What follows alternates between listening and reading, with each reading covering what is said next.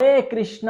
আজকে আমরা আলোচনা করব ঝুলন যাত্রা মহোৎসব 2024। তো আমরা কিভাবে কিভাবে এই ঝুলন যাত্রা পালন করব।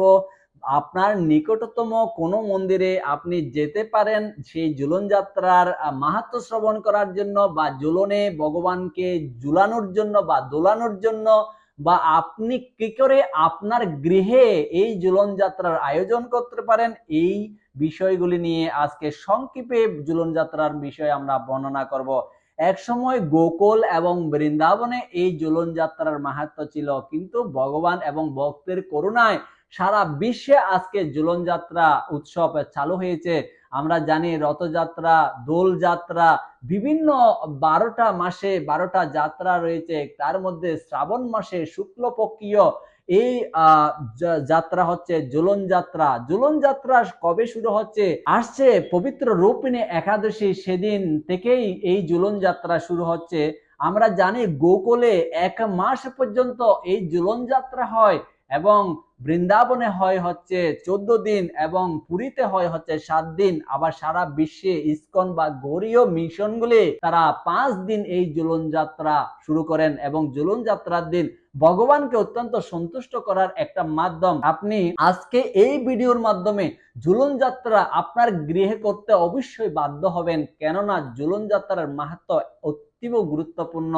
এক সময় কৃষ্ণ যখন বৃন্দাবনে ছিলেন, তখন রাধারানী তার শ্বশুরালয়ে ছিলেন। তখন তার জটিলা এবং কুটিলা তারা কখনো ঘর থেকে বের হতে দিতেন না, শ্বশুরালয়ে যেতে দিতেন না।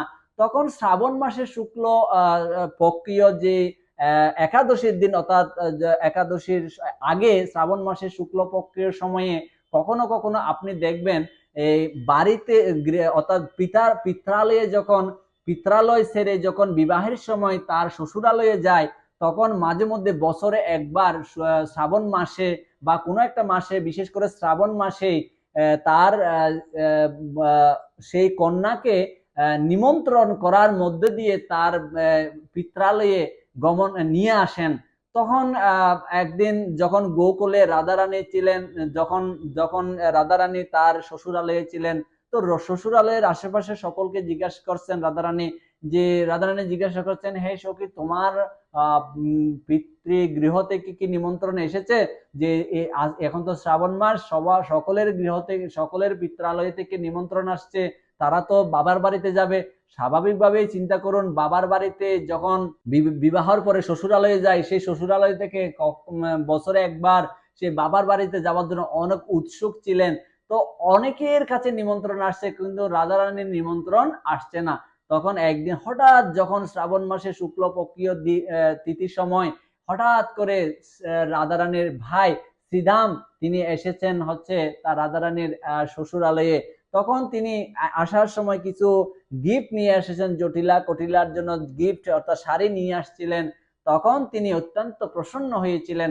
প্রসন্ন হয়ে তখন তিনি তাকে জানিয়েছেন যে আমরা রাধারানীকে নিয়ে যেতে চাই আগামীকালকে। তখন তিনি বললেন ঠিক আছে।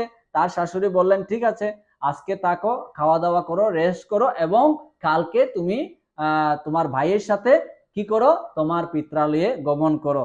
তখন রাধারানী অত্যন্ত খুশি হয়েছে, তার বাবার বাড়িতে যেতে পারবে, তার ভাইয়ের সাথে, তার ভাইকে পেয়ে অনেক ব্যঞ্জন রান্না করে খাওয়াইছে, খুব আনন্দ করেছে। ভাই বোনের যেভাবে খুব আনন্দের সম্পর্ক, সেই সম্পর্কে আনন্দিত হয়েছে। তো একদিন তখন রাধারানীকে যখন পরের দিন নিয়ে যায়, তখন কৃষ্ণ চিন্তা করে, হ্যাঁ রাধারানী তো আসছে, এবার তো দেখা করতে হবে। তখন একদিন দেখা করার কোনো রকমের সুযোগ পাচ্ছে না, কারণ জটিলা কুটিলা থেকে সম্পূর্ণরূপে নিষেধ ছিল। সে কাজ যাতে ঘর থেকে বের না হয়, সে যাতে কৃষ্ণের সাথে দেখা না করে, সব নির্দেশনাগুলি দেওয়ার পরে এখন কৃষ্ণ অনেক চিন্তা করছে, আমি কি করে দেখা করব, আমাকে শ্রীরাম বা তার পরিবার তো দেখা করতে দিচ্ছে না কোনো রকমের।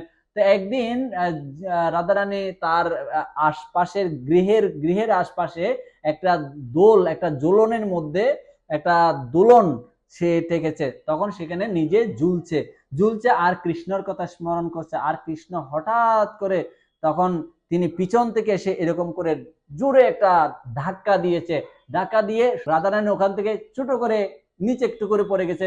আর পড়ার সময় তিনি বলছেন, হা কৃষ্ণ, আর হা কৃষ্ণ বলাতেই সাথে সাথে কৃষ্ণ অত্যন্ত আনন্দিত হয়ে এবং সেই ঝুলনে বসে পড়েছে। তখন রাধারানীকে সেখানে ঝুলনে বসিয়েছে এবং সে হা কৃষ্ণ একবার বলেছে, কৃষ্ণ অত্যাধিক প্রসন্ন হয়েছে এবং এত প্রসন্ন হয়েছে রাধারানীকে নিয়ে সেখানে ঝুলেছে। এবং ভগবান সেদিন নারদ মুনি সেদিন যাচ্ছিলেন একদিকে, তখন নারদ মুনি সেই লীলাটা দর্শন করেছে। তখন নারদ মুনি প্রার্থনা করেছে, হে ভগবান, আপনার এই ঝুলন যাত্রা যারা দর্শন করবে, যারা এই ঝুলন যাত্রা পালন করবে, তারা আজকে যে আনন্দ আপনি পেয়েছেন, যারাই এই ঝুলন যাত্রা নিজ গৃহে বা মন্দিরে কোনো না কোনো ভাবে এই ঝুলন যাত্রা করবে, তারা অবশ্যই সেই আনন্দ আপনাকে দিতে পারবে। তাহলে বুঝুন, আপনার গৃহে নিকটতম কোনো মন্দিরে যদি আপনি ঝুলন যাত্রা পালন করেন, তাহলে ভগবান যেই সন্তুষ্ট রাধারানীর সম্মুখভাগে এবং গোকুলে হয়েছিলেন, ঠিক একইভাবে সেই খুশি সেই আনন্দ আপনি কৃষ্ণকে, রাধা কৃষ্ণকে আমি অবশ্যই সকলে আনন্দ প্রদান করতে পারে। তাহলে সেদিন আপনি অবশ্যই আপনার নিকটতম কোনো মন্দিরে গমন করুন। বিশেষ করে যেহেতু পবিত্র রূপিণী একাদশী, সেদিন থেকে একাদশী এবং একাদশীর থেকে ঝুলন যাত্রা শুরু হয় এবং এই ঝুলন যাত্রা শুরু হয় হচ্ছে শুক্ল পক্ষীয় 16ই আগস্ট শুক্রবার থেকে এবং 20 তারিখ পর্যন্ত, অর্থাৎ পূর্ণিমা তিথি পর্যন্ত এই অনুষ্ঠান চলতে থাকবে। প্রতিদিন একটা প্রশ্ন আসে যে কোন সময়ে আমরা এই ঝুলন যাত্রা করব। সকালে, দুপুরে, রাত্রে সবসময় করা যায়, তবে বিকালের টাইমে করলে ভালো। যেহেতু ভগবান এই লীলাটা সংবরণ করেছিল দুপুরের পরে, যখন রুদ্র যখন চলে যায়, বিকাল টাইম হয়েছিল, তখন খুব সুন্দর পরিবেশ ছিল, তখনই এই লীলাটা সংবরণ করেছিল। তাই বিকাল টাইম বা সন্ধ্যার টাইম আপনারা এই আনন্দটা করতে পারেন, ঝুলন যাত্রাটা করতে পারেন। আপনার গৃহে কিভাবে এই ঝুলন যাত্রা করবেন? আপনার গৃহে রাধা আর মাধবকে, স্বয়ং রাধা আর মাধবকে আপনার গৃহ থেকে একটা আলোক, যদি আপনার বিগ্রহ যদি না থাকে, অবশ্যই আলোকের মধ্য দিয়েও আপনি এই ঝুলন যাত্রা করতে পারেন। তবে বিগ্রহ হলে ভালো হয়। তবে সেই বিগ্রহকে আপনি একটা একটা দোলনা বানাবেন সুন্দর করে, আপনার মতো যেভাবে ভগবান বসতে পারে বা ঝুলানোর সময় যাতে পড়ে না যায়, এভাবে সুন্দর করে আপনাকে কোনো একটা স্ট্যান্ডের মধ্যে কোনো না কোনো ভাবে আপনাকে বেঁধে দিতে হবে এবং সে একটা উপরে একটা দোলের মধ্যে দিয়ে আসনের কোনো সম্মুখ ভাগে বা সাইডের ভাগে আপনি সে উপরে করে টাকাবেন। সেখানে একটা বাচ্চা যেমন দুলে, ঠিক এভাবে রাধা আর মাধবকে আপনারা সেখানে দুলাবেন। সেই দুলনাটা অবশ্যই পুষ্প দ্বারা আপনারা একটু সুন্দর করে সাজাবেন এবং নিজেও একটু সাজগোজ এবং পবিত্র কাপড় এবং পরিষ্কার পরিচ্ছন্ন কাপড় পরে সেদিন ভগবানকে, যেহেতু একাদশীর দিন শুরু হচ্ছে, তাই সেদিন আপনি ভগবানকে সেদিন অনেকক্ষণ দুলাবেন। আর দুলানোর সময় অবশ্যই মনোভাব রাখবেন, আপনি যেমন আপনার নিজ সন্তান যখন জন্মগ্রহণ করে, আমরা ছোটবেলায় দেখেছি ছোট ছোট বাচ্চাদেরকে কি করে দোলনার মধ্যে দোলায়, মা নিচে বসে এরকম করে দোলায়, বা ঠাকুরমা বা দাদা দিদারা দোলায়, সে দোলায় তার বাচ্চারা কোনো কান্না করে না, সে দেখে দেখে হাসে, আনন্দ পায়। ঠিক একইভাবে যখন রাধা মাধবকে আপনি যখন দোলনায় আপনি ঝুলন যাত্রায় এভাবে করবেন, তখন রাধা মাধব অত্যন্ত প্রসন্ন হবে। যেভাবে তার আলয়ে রাধারানীকে পেয়ে এবং রাধারানী কৃষ্ণ বলে স্মরণ করেছিলেন এবং কৃষ্ণ বলে ডেকেছিলেন এবং কৃষ্ণ যেভাবে খুশি হয়েছিল, ঠিক একইভাবে কৃষ্ণ সেদিন আপনার প্রতি প্রসন্ন হবে। মাত্র 5টা দিন এই সুযোগটা থাকবে। তাহলে সেদিন আপনি কৃষ্ণকে সন্তুষ্ট করার একটা মাধ্যম এই ঝুলন যাত্রা। এই ঝুলন যাত্রা করার সময় অবশ্যই আপনি আপনার মোবাইলে অথবা আপনার কোনো না কোনো একটা মাধ্যমে অথবা আপনি নিজে এই ভজনটি আপনি গাইতে পারেন, যে ভজনটি রাধারানীকে নিয়ে গাওয়া আছে। জয় রাধে জয় কৃষ্ণ জয় বৃন্দাবন, শ্রী গোবিন্দ গোপীনাথ মদন মোহন, জয় রাধে জয় কৃষ্ণ। এই ভজনটা যদি আপনি গান, রাধা রানী আর কৃষ্ণ স্বয়ং সন্তুষ্ট হয়ে আপনাকে অবিষ্ট বর প্রদান করবে এবং সৌভাগ্য লক্ষ্মী দেবী আপনার মধ্যে বর করবে এবং রাধা রানী খুশি হয়ে আপনাকে কৃষ্ণ প্রেম প্রদান করবে। যেহেতু 16 আগস্ট শুক্রবার থেকে একাদশী এবং ঝুলন যাত্রা একই সাথে শুরু হচ্ছে, অবশ্যই সেদিন থেকে আগামী পূর্ণিমা 20 তারিখ পর্যন্ত গড়ে কখনো কোনো অমেদ্য খাবার রান্না করবেন না এবং অবশ্যই শাক সবজি রান্না করে ভগবানকে অর্পণ করবেন।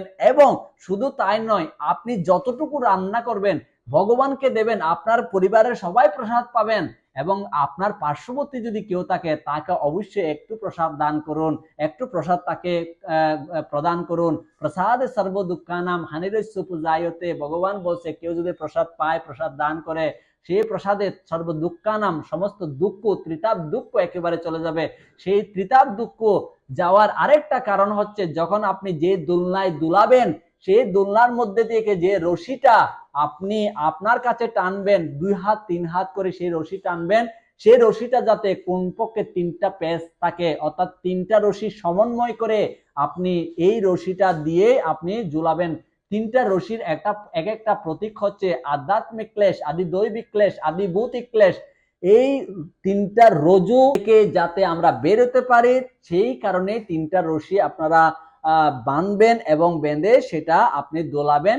দোলালেই আপনি একটা রশি, 2টা রশি, 3টা রশি দিতে পারেন, কোনো ব্যাপার নেই, কিন্তু 3টা রশি দিলে আপনার মনোভাব থাকবে, আমার মনোভাব থাকবে যে ত্রিতাপ ক্লেশ আমার কাছ থেকে একেবারে দূরীভূত হয়ে যাবে। তাই আমাদের উচিত এই একাদশীর দিন থেকে এই ঝুলন যাত্রা আপনি আপনার গৃহে প্রতিদিন ভোগ নিবেদন করুন এবং ঝুলন যাত্রার মধ্য দিয়ে অথবা আপনার নিকটতম কোনো মন্দিরে গিয়ে প্রতিদিন একটু হলেও ভগবানকে ঝুলিয়ে আসবেন। অবশ্যই সেদিন থেকে কমপক্ষে 5 দিন একটা মাটির প্রদীপ দিয়ে ভগবানকে আপনি ঝুলাবেন। আপনার গৃহে 5 জন থাকলে 5টা প্রদীপ দিয়ে, 5টা মাটির প্রদীপ দিয়ে, ঘৃত প্রদীপ দিয়ে আপনি ভগবানকে আরতি দেবেন সেদিন ঝুলে, অর্থাৎ যেখানে ঝুলন আপনার দুলের মধ্যে যখন থাকবে তখন আরতি দেবেন।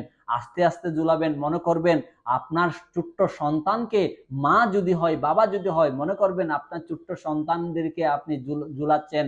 আপনি যদি বাৎসল্য প্রেমে সেই ভগবানকে আরাধনা করতে চান, যদি দাস্যরূপে সেবা করতে চান, তাহলে ভগবানকে আস্তে আস্তে আস্তে আস্তে ঝুলাবেন যাতে ভগবান আনন্দ পায়। হরে কৃষ্ণ। ঝুলন যাত্রা মহোৎসব 2024 এই ভিডিওটা ভালো লাগলে লাইক, শেয়ার, সাবস্ক্রাইব করে রাখুন এবং আমাদের পরবর্তী ভিডিওটা দেখার জন্য অনুরোধ করছি। হরে কৃষ্ণ।